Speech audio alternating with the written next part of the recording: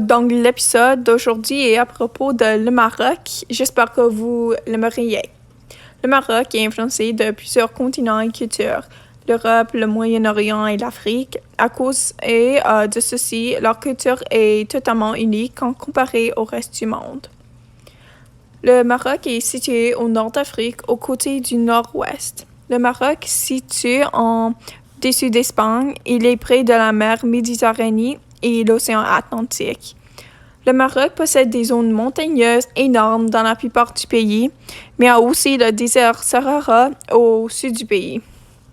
Pour le Maroc, il y a plusieurs endroits importants, comme le Rabat, qui est la capitale du pays. Aussi, il y a la Casablanca, la capitale économique du Maroc, où la plupart de la population vit. Environ 3 millions de personnes vivent à Casablanca. La population est 33,8 millions de personnes. Leurs ressources naturelles sont le phosphate, des poissons, le zinc, plomb, niobium. Le climat est plutôt méditerranéen avec un hiver agréable, donc 9 à 12 degrés et modérément pluvieux. Le Maroc a aussi un été chaud et sec entre 24 et 26 degrés. Dans les reliefs de l'arrière-pays, les précipitations peuvent atteindre un maximum de plus de 1500 mm par an avec de la neige et des températures fraîches en hiver. La topographie du Maroc est variée partout dans le pays. Par exemple, dans le nord, c'est très montagneux, mais les côtes ont des plaines fertiles où l'agriculture prend place. Au Maroc, il y a un grand assortiment de flore et faune. Pour faune, il y a des animaux spécialisés comme l'hérisson du nord d'Afrique, le fennec, le mouton barbarie et la macaque barbarie. Pour la flore, il y a des roses Cutis l'anagalise rouge, les rosiers qui sont la fleur nationale du Maroc et le palmier dattier. Pour leur culture, il y a quelques coutumes et vêtements marocains comme le djellaba, qui je prononce horriblement, mais c'est une longue robe unisexe. Il y a des kaftans qui sont tenus habituellement portés et le Maroc.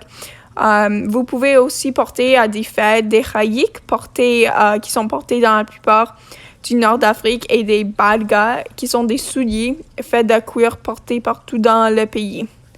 Le Maroc est un pays très ancien et possède des traditions profondément enracinées. Par exemple, le Ramadan, car la plupart de la population sont musulmans. Le Ramadan sont pris extrêmement sérieusement par le pays. Si vous n'avez déjà pas su c'est quoi le Ramadan, c'est quand vous jeûnez au lever du soleil jusqu'au temps crépuscule pour plusieurs raisons, comme pour la discipline, aussi parce que longtemps passé, les prophètes ne peuvent pas manger car ils étaient vrillés à cause d'une guerre. Les musulmans aussi participent dans le Ramadan pour être soulagés et comprennent les peuples pauvres. Puis, 3 jours après la fin du Ramadan, les hommes devront aller aux mosquées et prier. Par ailleurs, l'Akmous, c'est une autre cérémonie qui consiste de l'achat de vêtements pour le nouveau-né par de la grand-mère maternelle, ainsi que l'acquisition de certains articles de toilette. Finalement, une amaria a un mariage. La maria est une célébration de mariage traditionnel au Maroc. Ici, le marié et le mari est paradis autour d'une chambre sur une amaria, qui est un type de chaise portée par 4 hommes. Ceci est fait pour que les deux peuvent saluer leurs invités et pour que les invités peuvent donner leur bénédiction au couple et souhaiter une bonne avenir. Le Maroc est influencé par l'Afrique, l'Europe et le Moyen-Orient. Leur nourriture consiste du couscous, qui est la nourriture nationale du Maroc. Le couscous sont des bades à la vapeur, petits et du farine sémoulée, qui est généralement mélangé avec des pois chiches, du concombre, oignons et plus.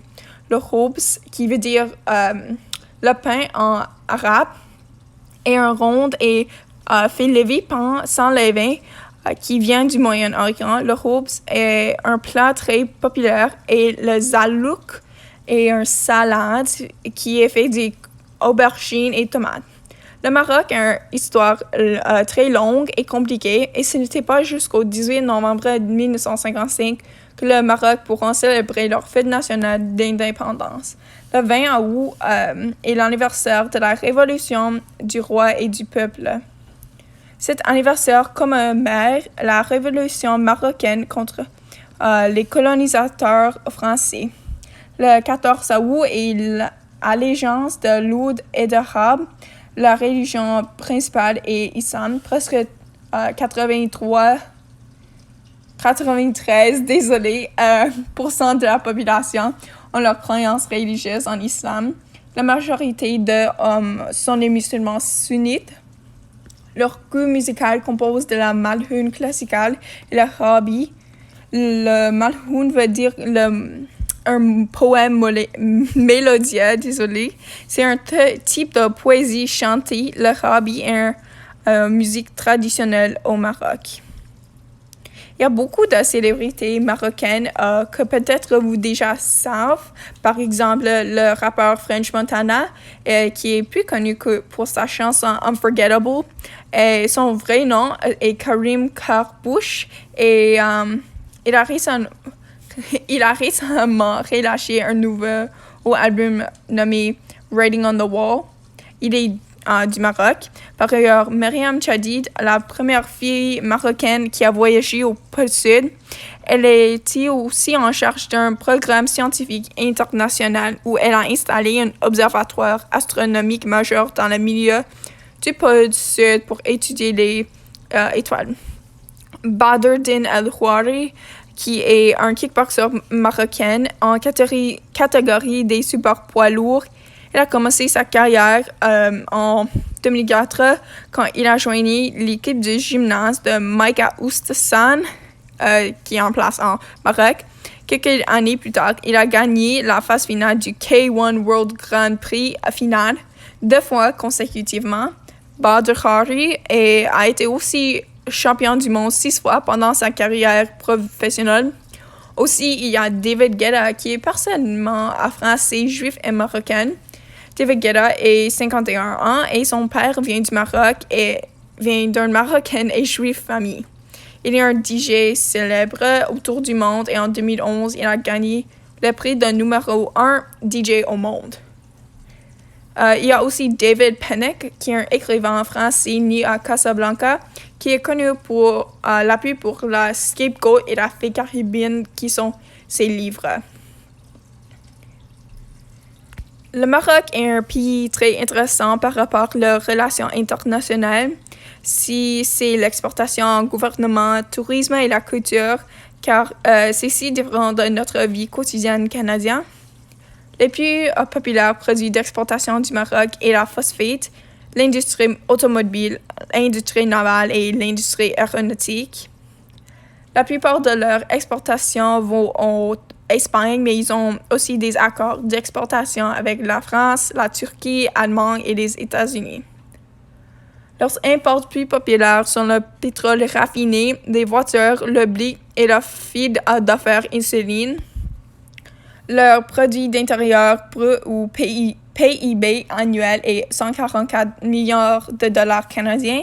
Ceci est le montant d'argent que le Maroc reçoit des importations avant les impôts, disent-ils.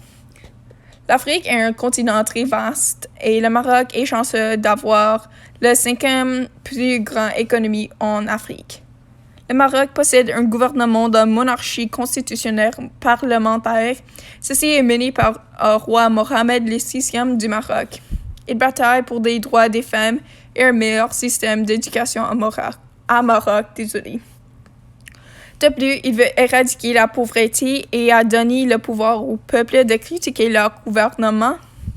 Leurs points touristiques sont le Jemaa el-Fna, le milieu de vie près de Maroc, le musée de Marrakech où vous pouvez voir et étudier l'histoire et art marocain, la 102e mosquée, la plus grande mosquée en Afrique et la 3e plus grande au monde.